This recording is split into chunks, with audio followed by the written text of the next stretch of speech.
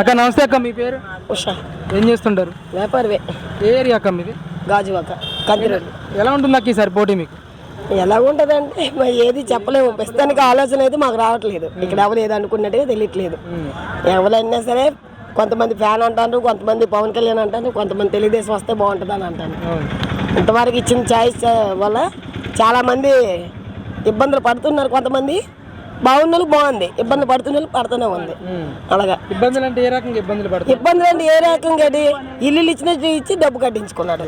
ఇంట్లో చెత్త మా చెత్త మేము డబ్బు కట్టడం ఏంటి, చెత్త బాధించుకుంటానికి దానికి డబ్బు కట్టడం ఏంటి అసలు? అదొకటి పిచ్చి పిచ్చి మందులు తెస్తున్నాడు, అది తాగేస్తాడు, హెల్తలు పాడైపోతున్నాయి. ఆడ 6,000 పెన్షన్ పెంచి తేవడం కావాలి, 8,000 పెన్షన్ పెంచి తేవడం కావాలి. వెనక పోయి నేను తెచ్చుకోలేం కదా. అలాగా ముఖ్యంగా మందు తీసిస్తే బాగుంటుంది. దాని మీద అందరి ఒపీనియన్ అలాగ ఉంది. ప్రస్తుతానికి ఏంటంటే ఎవరు వస్తారు ఎవరు రారనే సమస్య మాత్రం మా వరకు లేదు.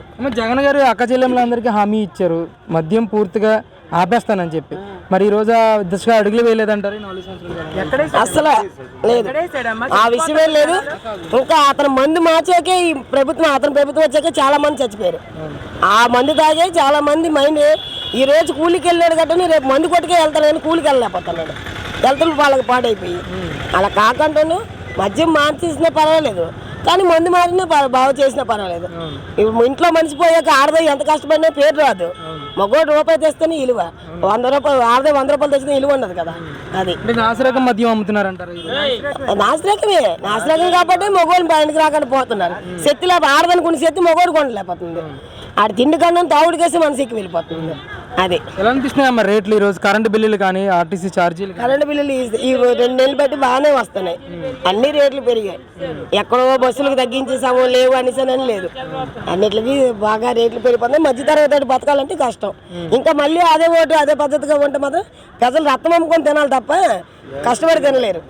అది అంటే మరి పథకాలు ఇస్తున్నారని చెప్పి మాట్లాడుతున్నారు. పథకాలు ఎలా ఇస్తారు? మా డబ్బు మాకేవడానికి ఎవరైనా ఇస్తారు. ఇప్పుడు తెలుగుదేశం వాళ్ళు వచ్చినా ఇస్తారు, వాళ్ళైనా ఇస్తారు, కాదని లేదు. మేమే కదా ఇప్పుడు 1000 రూపాయలైనా గ్యాస్ ఇడిపించి తప్పదు, 2000 అయినా నూనె డబ్బా కొనుక్కోక తప్పదు. వాళ్ళ ఇంట్లో తెచ్చి ఇచ్చారు, వాళ్ళ జోబులో తెచ్చి ఇచ్చారు.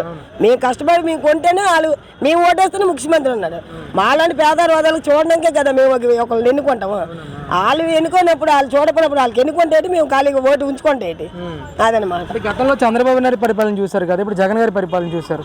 ఎవరి పాలనలో మీ బ్రతుకులు బాగున్నాయంటారు? అసలు ఎవరి పాలన సాఫీగా సాగిందంటారు? చంద్రబాబు నాయుడు పాలనలోనే బాగుంది.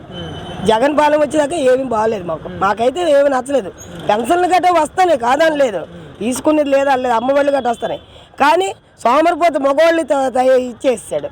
ఆటో వాడికి ఎంత అని సరే, రిక్షా వాడికి ఎంత అని అడిగి ఎక్కడో దొరుకుతాడు. ఫోటోల మీద బిల్లులు కొట్టడము, ఇక ఇలాంటి ఆన్లైన్ బళ్ళు ఇచ్చేసడము, ఆ నెంబర్ల మీద డబ్బులు కొట్టించడు, పోలీసులు పెట్టించడు. ఎందుకది? మాకు పేదోడికి కడుపు మీద తిండి పెట్టాలి, ఉండడానికి మంచి ఇల్లు ఇవ్వాలి. అలాగే ముఖ్యమంత్రి అనుకుంటారు. ఇచ్చినట్టు ఇచ్చి బ్యాంకులో లోన్లు తీసేయడము, వాళ్ళ పావుల వడ్డీకి ఇచ్చి వీళ్ళు 10 రూపాయలు తగ్గించడము, వ్యాపారం వాడికి ఇచ్చి చెప్పని చెత్తకోవడం కోసం వ్యాపారం కోసం అని చెయ్యొద్దని అంటున్నాడు. అది 10,000 ఇస్తాను 12,000 కట్టుకుంటాను. మరి దానికి వడ్డీ లేనట్టుగా అది వడ్డీయే కదా. మరి అలా మరి ఆ పేదోడికి ఏం సాయం చేశాడు? ఆ పేదోడికి ఏం సాయం చేయట్లేదు, అందుకే రాళ్ళతో కొడుతున్నారని అంటున్నారు.